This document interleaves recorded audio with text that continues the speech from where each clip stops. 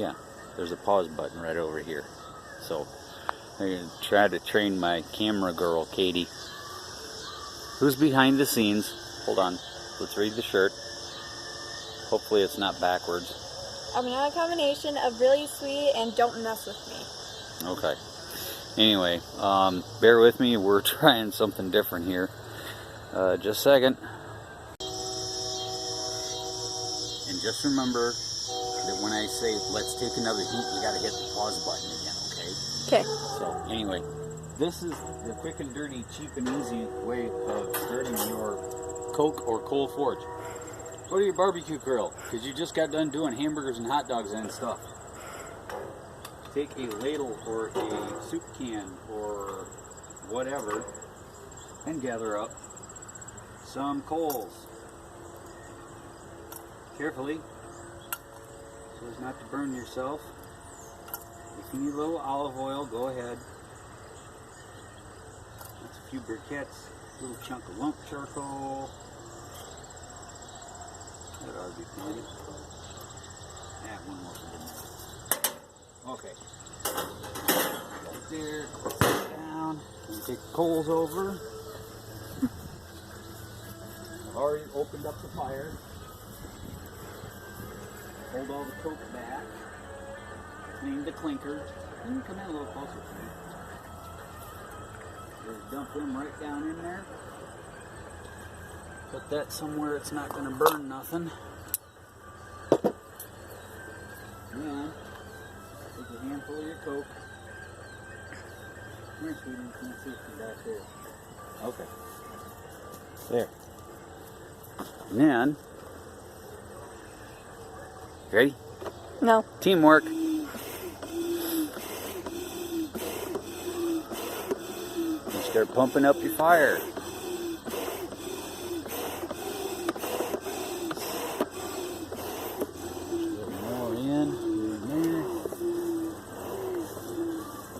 I hope this works because take 2 is going to suck.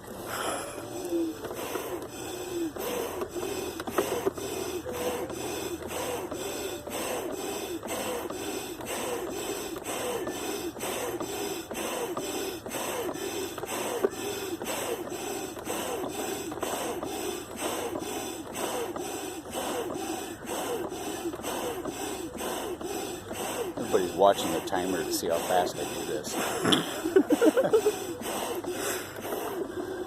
Yeah, this takes a while. Well, no, not really. There's a lot of guys out there, they grab this, that, and the other thing, and then they grab the torch. And, you know, the torch actually does like 3/4 of the work. So,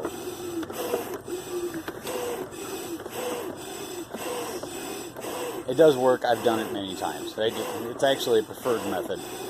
I know a blacksmith who used to do it. He'd go to rendezvous and stuff, and he'd take a lunch break, and you know, while he was on his lunch break and eating a sandwich and drinking his lemonade and stuff like that, well, his fire had burned down, and there was always a little camp that was next to him, and he'd actually stop and go over it with it was an old lead ladle, cast iron lead ladle, and he'd go over to the next door camp, and he would ask to pull some coals out of their fire.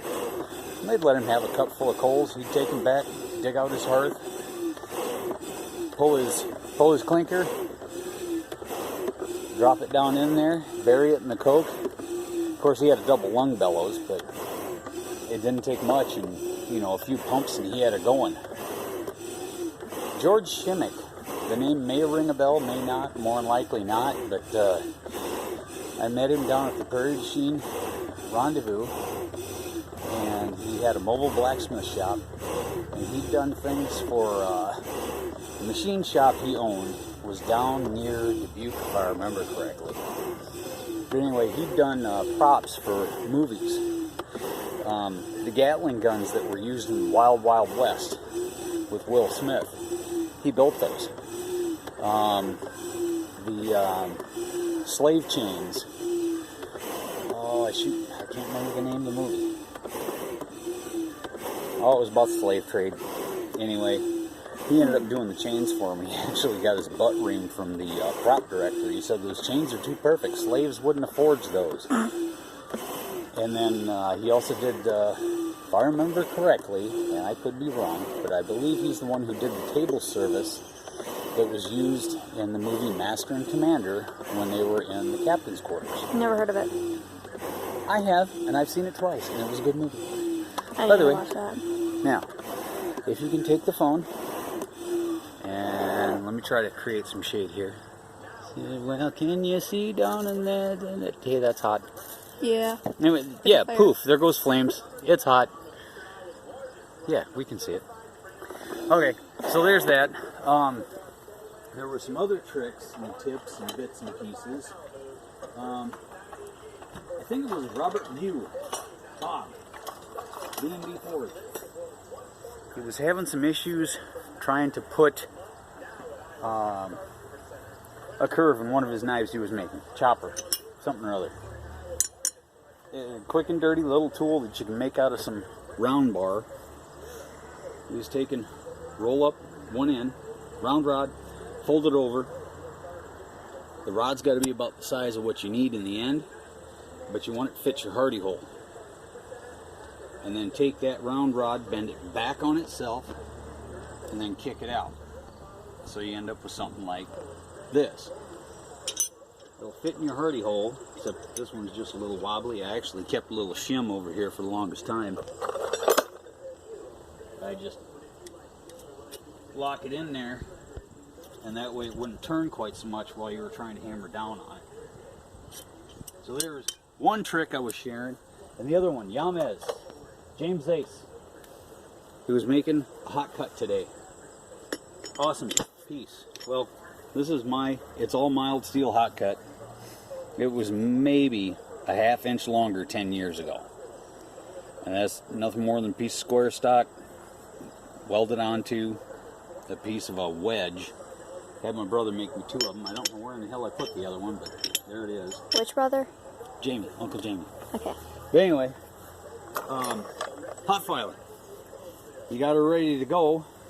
You pull it out of the forge and bring it over, plant it in there, and you're probably going to prefer to wear a glove, at least on one hand, if not both. You get right up over top of it, and you file down the angle of the width of your anvil. Now granted, I'm just using a double cut mild file here. This ain't no good farrier's rasp or nothing. But you do that on either side, or pop it out, flip it around.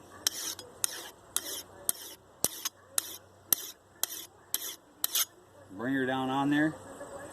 And Roy from Christ Centered Ironworks had a great tip. Don't sharpen them sharp. Leave them butter knife sharp. That way, if you do happen to hit it, it doesn't leave that serious crease in your your hammer face. It'll leave more of a roll that's easier to work out. So, anyway, I'm going to play with some fire for a while before the sun goes down, and my lovely daughter's probably going to go back inside and watch TV. Or read. I prefer reading. Yeah, she's the only one in the house that doesn't prefer to grab a cell phone and go poke for like 7 hours. Sometimes. Sometimes I do actually want to do that. Book nerd, honey. There's nothing wrong with that. All right, Drayson's Forge. Yeah, I have to get used to it because I changed my name. Anyway, Drayson's Forge, signing off. Y'all have a good one and hammer on. Stop.